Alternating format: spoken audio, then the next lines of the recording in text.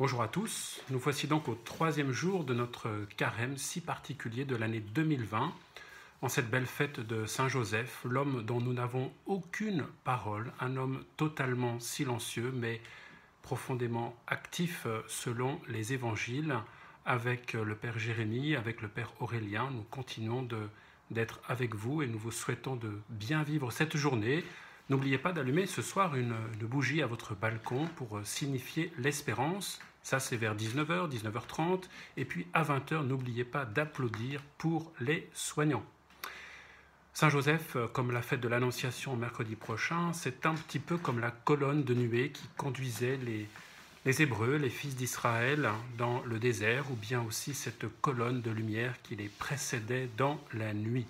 Nous allons justement évoquer le désert ce matin. Je regarde encore mon petit papier car il y a encore des progrès à faire. Le désert, voilà ce dont nous allons parler aujourd'hui. La tradition ecclésiale est extrêmement riche sur le thème du désert. Combien de pères de l'Église ont vécu au désert? On peut penser aussi au désert de Chartreuse, etc. Les références ne manquent pas. Et même dans notre banlieue parisienne, n'oublions pas, bien sûr, Madeleine Delbrel, qui parle souvent du désert. Je repense aussi à ce prêtre qui m'a accompagné et qui faisait une comparaison d'une part de manière très classique entre le baptême et la traversée de la mer Rouge pour sortir de l'Égypte, mais aussi une comparaison entre la confirmation, le sacrement de la confirmation et la traversée du désert. De fait, le Seigneur Jésus, en sortant de l'eau du Jourdain, a été poussé comme un paquet dans l'évangile de Saint Marc, c'est extrêmement fort. Le Seigneur Jésus a été poussé au désert par l'Esprit. Et donc, c'est l'Esprit que nous recevons au jour de notre confirmation. Le désert, donc très riche expérience chrétienne, mais pas seulement chrétienne, beaucoup de traditions religieuses évoquent le désert.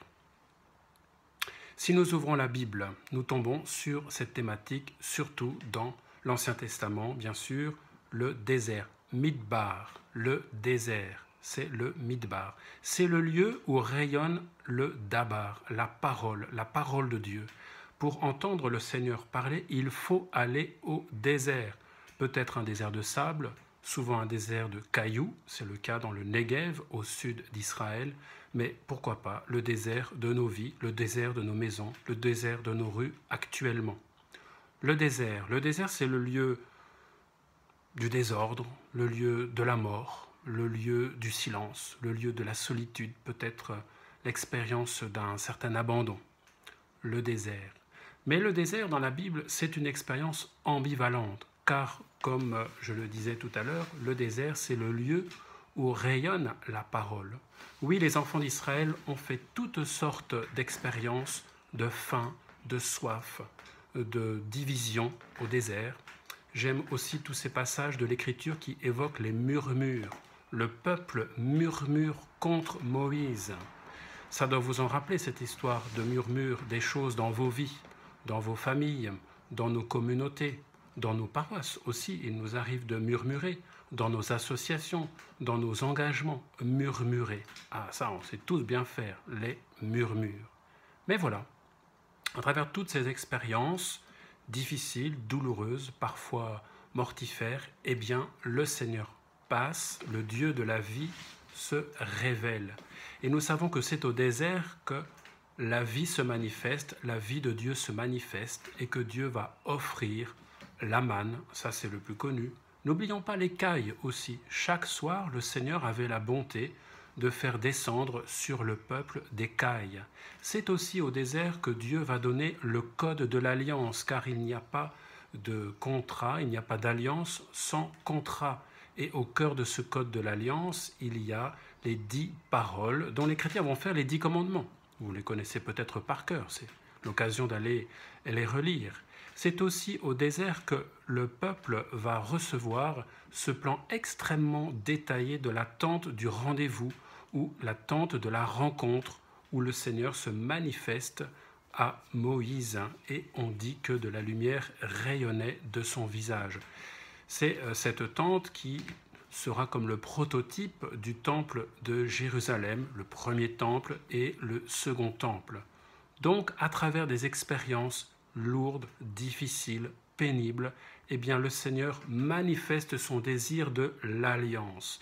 Il entre en dialogue, un mot très fort aussi.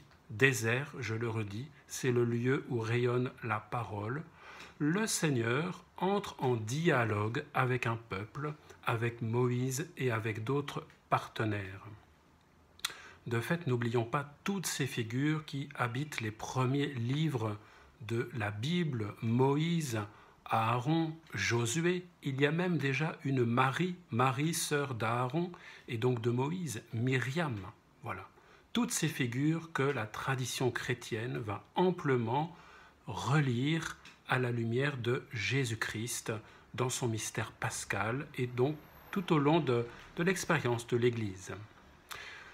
Concrètement, pourquoi donc ne pas ouvrir votre Bible, la ressortir de cette bibliothèque dans laquelle elle traîne depuis trop longtemps, adaptée aussi pour les enfants en prenant des outils qui leur sont justement plus adaptés. Voilà. Alors je repense aux 3 premiers chapitres du prophète Osée, voilà, où le Seigneur promet de conduire son épouse au désert pour la purifier, mais aussi pour se fiancer à elle dans l'amour, dans la justice, dans la tendresse.